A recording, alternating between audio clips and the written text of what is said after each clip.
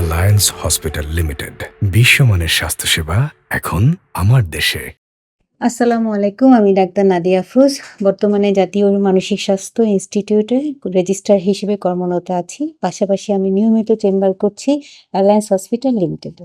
শরীরের মতো আমাদের মনও কিন্তু খারাপ হয়। শরীরে যেমন আমরা প্রতিদিন যত্ন নিই, তেমনি মনেরও আমাদের যত্নের প্রয়োজন। মন খারাপ হলে সেটা আমাকে বিভিন্নভাবে জানান দেয়। মনের আসলে কিভাবে যত্ন নেওয়া উচিত?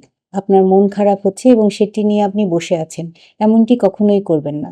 আপনার খুব কাছের মানুষের সাথে আপনি মন খুলে কথা বলুন। যে মন খারাপের বিষয়টি আপনার কাছে অনেক বড় মনে হচ্ছে, আমার মনে হয় কাছের মানুষের সাথে কথা বললে আপনি ২-১টি ভালো সলিউশন পেতে পারেন।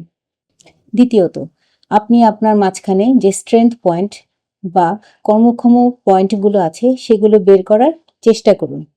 কি আছে সেদিকে নজর দিন। কি হারালাম, কি পেলাম না, এবং যা কিছু নিয়ে আমাদের হতাশা হয়, সারাদিন আমরা কম্পেয়ার করি, সেগুলো থেকে বের হয়ে আসুন। আপনার যা কিছু আছে সেদিকে নজর দিন, তার যত্ন নিন।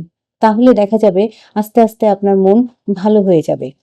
তৃতীয়ত, সময় নিন। সময় যেতে দিন। মন খারাপ যে কারণে হচ্ছে সেই বিষয়গুলো একসময় দেখবেন দীর্ঘদিন যাওয়ার ফলে জিনিসগুলো ক্রমাগত ফেডেড হয়ে যাচ্ছে বা আপনার মনে সেগুলোর অস্তিত্ব আস্তে আস্তে কমে যাচ্ছে। চতুর্থত, নিজেকে সময় দিন। মন খারাপ হলো আপনি হুট করে কোনো ডিসিশন নিয়ে ফেললেন, এটা কখনোই করবেন না। সময় যেতে দিন। মন খারাপের বিষয়টা আপনি ভাবার জন্য যথেষ্ট সময় নিন। কেন আপনি এই কাজটি করতে চাচ্ছেন বা মন খারাপ করার পিছনে আপনার কি কি কারণ আছে সেটি ভাবার মতো নিজেকে যথেষ্ট সময় দিন এবং নিজেকে হিল হওয়ার জন্য সময় দিন।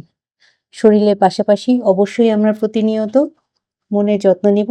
মনকে মাঝে মাঝে জিজ্ঞেস করুন সে কেমন আছে, তার যত্নের প্রয়োজন কিনা। ধন্যবাদ সবাইকে। অ্যালায়েন্স হসপিটাল লিমিটেড, বিশ্বমানের স্বাস্থ্যসেবা এখন আমার দেশে।